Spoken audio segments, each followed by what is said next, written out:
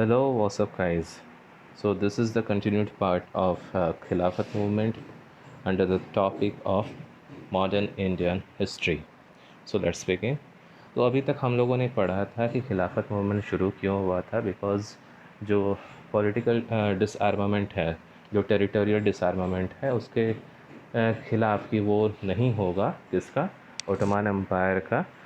जब Ottoman empire ने किसे ज्वाइन किया था, सेंट्रल पावर्स को, और ब्रिटिश उसका, लेकिन ब्रिटिश ने ट्रीटी ऑफ सेवर्स में फिर क्या किया था, ट्रीटी ऑफ सेवर्स में ओटोमान एम्पायर का टेरिटोरियल डिसआर्मामेंट करवा दिया था। इस वजह से इंडियन जो मुस्लिम्स थे वो काफ़ी गुस्से में थे। तो ये अब हम लोग आते हैं कि यहाँ पे एक 1920 में इलाहाबाद में एक सेशन होता है और वहाँ पे 4 स्ट्रैटेजी जो है, 4 बॉयकॉट प्रोग्राम्स, उसके लिए उन्होंने राज़ी किया इस सेशन में सभी कोई ने। तो वो कौन कौन से स्ट्रैटेजी हैं? टाइटल्स को बॉयकॉट करना था, स्कूल्स एंड कॉलेजेस को बॉयकॉट करना था, कोर्ट्स को बॉयकॉट करना था, सिविल सर्विसेज और को बॉयकॉट करना था। ठीक है। Ali brothers went. अब इसके बाद में अली ब्रदर्स जो है इंग्लैंड जाते हैं, पेरिस जाते हैं, लेकिन कोई फ़ायदा होता नहीं है। और इसी बीच में 1920 1 अगस्त को बाल गंगाधर तिलक का डेथ हो जाता है, निधन हो जाता है। और इसी दिन ग्वालियर टैंक मैदान मुंबई से क्या चीज़ शुरू होता है, नॉन कोऑपरेशन मूवमेंट। अगर क्रिटिकल अप्रिसिएशन किया जाए खिलाफत मूवमेंट का, तो ये क्या है, जो खिलाफत मूवमेंट है मुस्लिम्स का, ये पैन इस्लामिक सेंटिमेंट से जुड़ा हुआ था रैदर देन इंडियन नेशनलिज्म। ये इंपॉर्टेंट चीज़ है और जो रिमेनिंग पॉइंट्स इसी से मिलता जुलता है। ठीक है।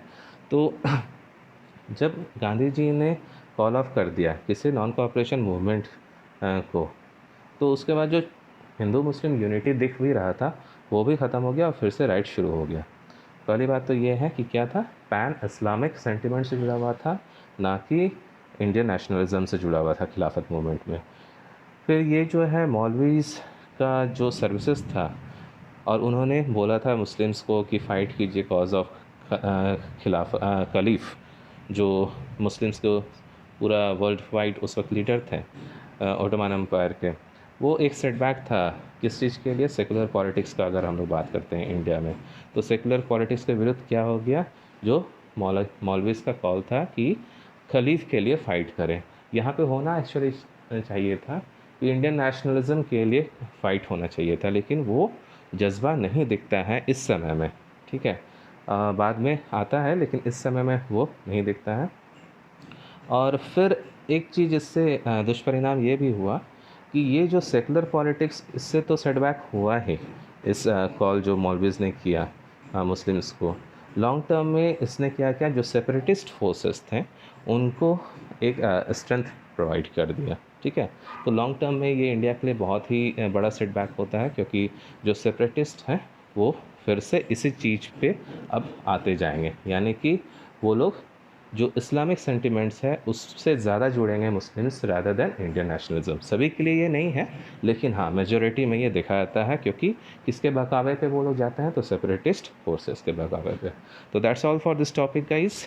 Keep connected, keep smiling. If you have any doubts please post it, and please if you like my video then give it a thumbs up, share and subscribe to my channel.